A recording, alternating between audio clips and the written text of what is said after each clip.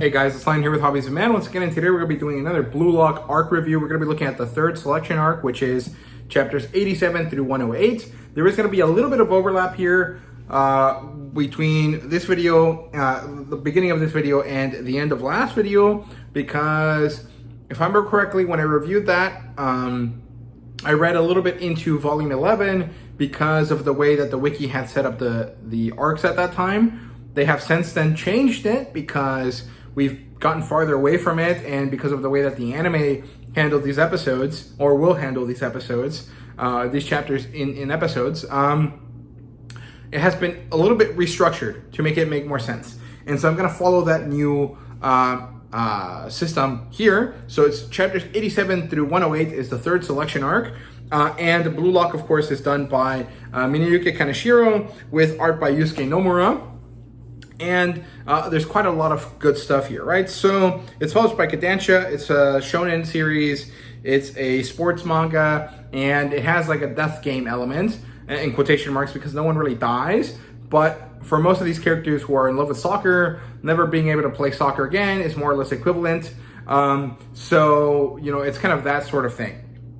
And in terms of adaptation, it does have an anime, it does have a movie, it's called Episode Nagi. I'm not really sure I recommend you guys watch that movie unless you're super fans of Nagi, because all it does is condense and simplify the story of the first season and tell it from the point of view of Nagi. So there's really not much new in terms of content beyond a few scenes between him and Rel, and a slightly different take on, you know, the happenings of the first season. So I watched it in theaters. I watched it for free, so I really had no issues with the movie. But if I had paid for it, I'd be pretty upset about it, right? So, you know, at this point, it's out of theaters, so just wait until it comes on Crunchyroll to watch it.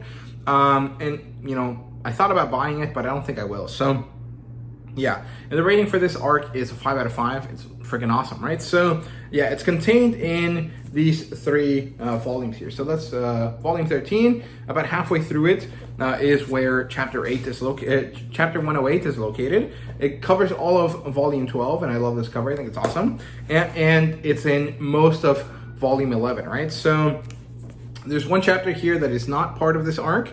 Then the rest of it is. Then all of chapter 12, or sorry, volume 12, and then about half of volume 13, right? So yeah, the premise here is basically that Isagi has been chosen by Rin to be part of his team, and so he has officially passed the second selection. He passed it in a way that isn't satisfying to him, but he ultimately passed, so it's okay. He and Bachira are now part of a team again, and it's time to battle against 5 all-star players from around the world, and then compete to be part of the Blue Lock 11, who are a team of Blue Lock players who are going to compete against the Japanese U20 team in order to decide which one of them goes on to the U20 World Cup. And it's a really cool arc. I think it's really, really fun. A lot of characters show up. A lot of new characters are introduced. And overall, there's a lot of good stuff happening here. So, yeah, it opens up with Ego explaining luck to Isagi, right? So it comes to those that stand where it will land. So luck isn't necessarily just nature and random coincidences. It's about, at least in terms of soccer, it's about finding where those coincidences might happen and putting yourself in that area so that when they do happen, you are at the right place at the right time in order to make that count, right? And I think it's cool. I think it's an interesting bit of advice. It's something that's always actually meaningful to everyone, right? There's a lot of examples about this, but one of the examples that I can think of a lot is this book by Travis Baldree. Travis Baldree is a guy that used to be a director for a video game company. He then became a voice actor, a narrator for audiobooks, and then eventually decided to write his own novel during COVID.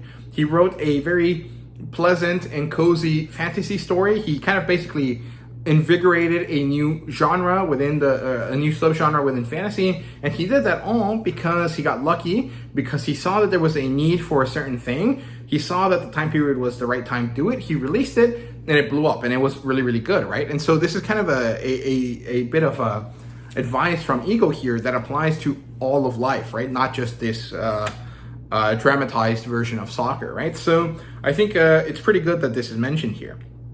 Isagi doesn't really understand this completely, and then eventually he does, and he internalizes it. We get to see the puzzle pieces move, and him, make this part of his battle plan or whatever.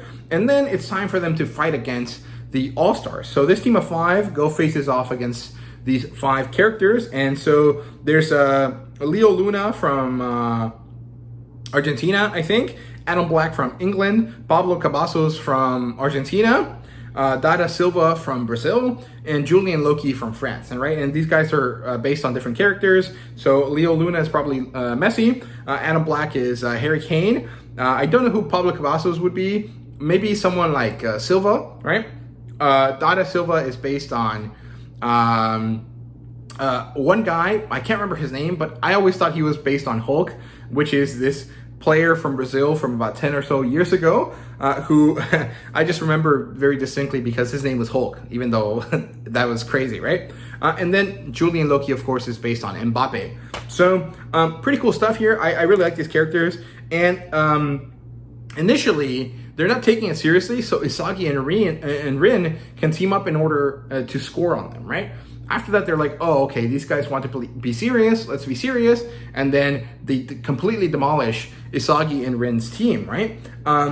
However, this ends up being meaningful because Isagi learns how far behind he is. He sees that Rin is still ahead of him, and also this is important because Ego is using these guys to test the Blue Lock teams in order to decide how they're going to go about creating the Blue Lock 11, right? So it's pretty cool stuff, but they get crushed. Then we get a flashback. A day earlier, we get to see that Kunigami and Reo battle against Ryusei Shido, who is this crazy guy. I really love him. They lose. Kunigami is forced out. And then we get to see that these characters aren't actually leaving Blue Lock. They're given a choice. Leave and never play soccer again, or enter through the wild card door, and we don't know what's going to happen after that. And so Kunigami chooses the wild card door. He's not ready to leave yet, and I think that's really, really cool. Then we get to see that Ego gets chewed out for wasting money, and specifically because he wasted money getting the All-Stars to show up to Japan, because they would have not done so unless he paid them a shit ton of money, right? And so he gets chewed out about this. The Japanese Federation of Soccer is mad at him, and they're telling him that they're going to shut down Blue Lock. And so he's like, wait, the Blue Lock works. It's going to be great.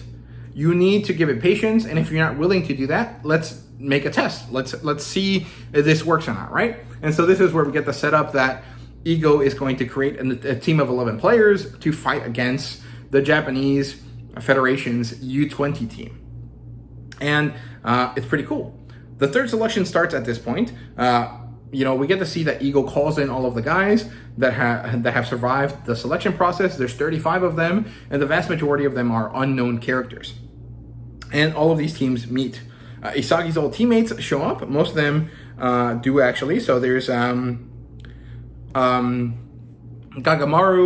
and there's the Chestnut, I think he comes back. I can't remember his name, the one that's the Buddhist priest in training. We get to see, of course, that Chigiri and Baro and Bachira is there, of course, because he's with Isagi, and all of the other guys that we kind of know that are kind of big relevant characters show up, except for Kunigami. And Ryo, of course, is also there. And now all of the teams are disassembled. There's some people from previous fights or previous soccer matches that Isagi had. And the teams are cut up, disassembled. And now the third selection is to create a team of 11 to battle the U20 team and Sai Itoshi, who is Rin Itoshi's older brother. I think he might be younger. I think he's older. And the top Blue Lock characters are named. So it's Rin, then Shido, then Tabita Karasu, then Eita Otoya, then Kenyu Yukimiya, and then Nagi. And these are chosen based on who managed to score against the All-Stars. Number 7 is Bachira. I'm not sure why Bachira is picked over Isagi. I can't remember the reasoning, but it was pretty clear at that point. Isagi is upset about not being part of the top 7, but he understands the idea. And it seems like the team that they're going to be building is going to be based around these 7 players. So they need to find 4 more to go along with them in order to create this Blue Lock 11 team, right? And so everyone must decide which of the 2 players they want to team up with, right? So Rin and Shido get teamed up as team 1. Then Tabita Karasu and Eita Otoyo get teamed up as team 2. Then Kenyu, Yukimiya, and Nagi are team 3. And Bachira gets to play twice. Everyone else only gets to play once. And so Isagi is upset. He doesn't know who to pick, where to go. Eventually, he manages to talk with Reo, and they decide to chase after the guy that they want to be with, right? So Isagi chooses to go with Rin, and Reo chooses to go with Nagi, right? And then we get to see a bunch of matches. Isagi isn't really special in this match. He's outpaced and outperformed by Rin and Shido, like, to a ridiculous degree, right? But at this point, he realizes that Rin and Shido cannot cooperate. They are immensely incompatible. And this is the moment where he finds where he's supposed to go. So him, alongside the 2 other characters that join him, decide to play around them, to find ways to create openings for themselves through the 2 massive characters that they have, right? Sometimes they help Shido, sometimes they help Rin, sometimes they play on their own. But they manage to make themselves special and show off while also synchronizing with the rest of these players. And so they show off their abilities very, very well. And this actually ends up being helpful in their selection process. So I really enjoy that. Then we get to meet that Karasu guy, and he seems to be someone that is very willing to mess with other players, right? So he picks Isagi, and he sticks with him, and he messes with him as much as he can until Isagi finally manages to evolve enough to overcome him, or to at least not get bogged down by this game that this guy is playing. And so they manage to finally win, right? So that's pretty cool. I like that game a lot. And this is because Isagi finally manages to get into the flow state, right? And then we get to see Reo playing with Nagi, and it turns out that Nagi is just too good for Reo. Reo can't really reach him, but he's going to continue to try, right? So that's cool. And so the Blue Lock 11 end up being Gagamaru, Bachira, Nico, Aryu, Chigiri, Karasu, Yakimiya, Nagi, Isagi, Otoya, and Rin. Gagamaru ends up playing the goalie because he has that much athletic ability in sheer endurance that he's able to do that, even though he's not really supposed to be a goalie. He's supposed to be a striker. And this was a great part of the story. I really enjoyed everything that happened here. I thought it was really great. I was completely gripped by the story. I think it's wonderful. The writing here is phenomenal, right? So, yeah, in terms of characters, we get to see Isagi level up twice. Once when he is explained luck by Ego, and then another time when the new characters, what's their names? By the 2 guys that join him, they explain to him that, you know, sometimes he just can't think, he has to do. And so he encounters flow state and he becomes aware of it. And so he evolves the second time when he manages to learn how to try to access it, right? So that's really cool here. Sai Itoshi finally gets to do something. He shows up to the U20 team and he decides that he wants to play with Shido on his team. And now they have to find a way to get him to them. Then we get introduced to the World All-Stars, which I already mentioned. Leo Luna, Adam Black, Pablo Cavazos, Dada Silva, and Julian Loki. And then we get some development here of Ryusui Shido, Tabita Karasu, Eita Otoya, Nijiro Nanase, and Yo Hiyori. And those last 2 guys are the ones that help Isagi evolve and the ones that play with him when they play with Rin and Shido. In terms of world building here, there really isn't much because, you know, this isn't really a series that has like magic or fantasy elements, but we get luck explained, we get flow explained, and we learn that the Japanese Federation of Soccer versus the Blue Lock kind of political games that they're playing get serious, and they get serious enough that now they're gonna kind of fight for the sake of Blue Lock, for the program to exist, right? So that's pretty cool. In terms of artwork, it's amazing. It's super, super cool. There's a few scenes that are really crowded though, and I'm not really sure why that was the case this time. maybe it was the printing was a bit blurry. Maybe it was just that I have been not reading enough manga right now, and so some of the stuff just feels a bit overcrowded to me. I'm not really sure what it is, but it did feel like there was a bit of overcrowding. There's a bit too many like symbols and effect kind of things going on that made it difficult to see exactly what the characters were doing. So some of the action was unclear. The blocking was kind of off. So that's disappointing. But broadly speaking, the artwork was still really, really amazing. It was really, really cool. And I really have no major complaints. It was just like I noticed 1 or 2 times throughout the 3 different volumes that I read that there was 1 or 2 pages in each that was like, oh, I really don't know what's going on here. I understand where the ball went. I just don't understand what the body of the character is doing, right? So that's a bit disappointing, but it is what it is. In terms of rating, it's a 5 out of 5. It's super, super fun. Even with that slight issue with the artwork here, that's not enough to cause any problems for me, right? So yeah, those are my thoughts on arc number 7, I think, of Blue Lock. Maybe it's arc number 5, I can't remember. But, you know, those are my thoughts on the 3rd selection arc. Let me know what you guys thought down below. Thank you guys so much for watching, and hope to see you guys in the next video. See you guys later.